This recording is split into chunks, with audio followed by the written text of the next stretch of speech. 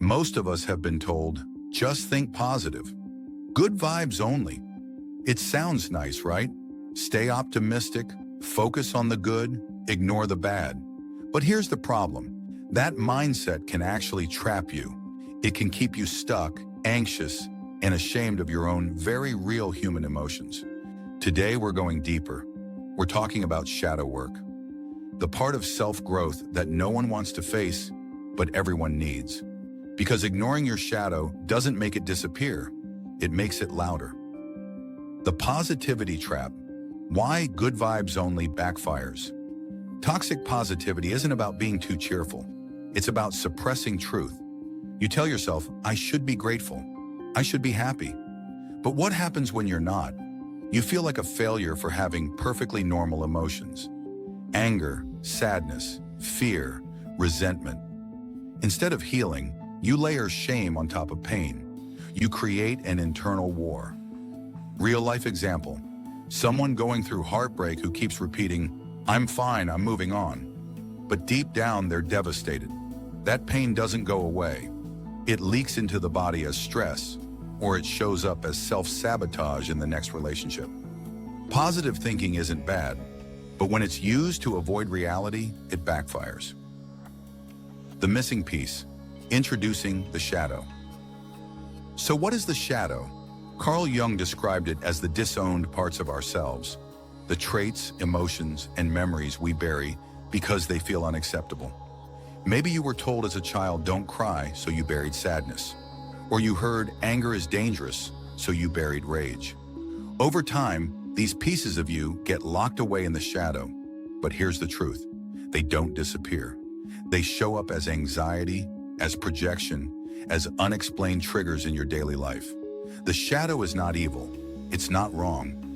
It's simply the parts of you that you have not yet integrated. Confronting the unseen, the core of shadow work. So how do you face your shadow? Step 1 is awareness. Start noticing what triggers you. What qualities in others annoy you the most? Often, those are reflections of unacknowledged traits within yourself. Step 2 is expression. Journaling, dream analysis, or even safe conversations can help bring hidden feelings into the light. Write down what you're angry about, what you're jealous of, what you secretly desire. Let it out without judgment. Step 3 is compassion. Shadow work isn't about beating yourself up. It's about saying, this too is me. When you stop rejecting those parts, they lose their power over you. And when you integrate them, something surprising happens. You feel lighter, freer, more whole. Integrating your wholeness, moving beyond duality. Our culture loves duality, good versus bad, light versus dark, success versus failure. But human beings are not that simple. Real growth comes when you accept complexity. Shadow integration isn't about becoming bad.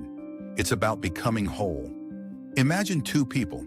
One is always pretending to be nice, but secretly feels resentment. The other admits, yes, I get angry.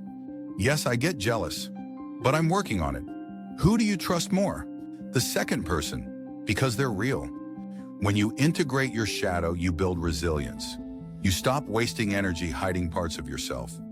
You gain empathy because you know what it means to wrestle with imperfection.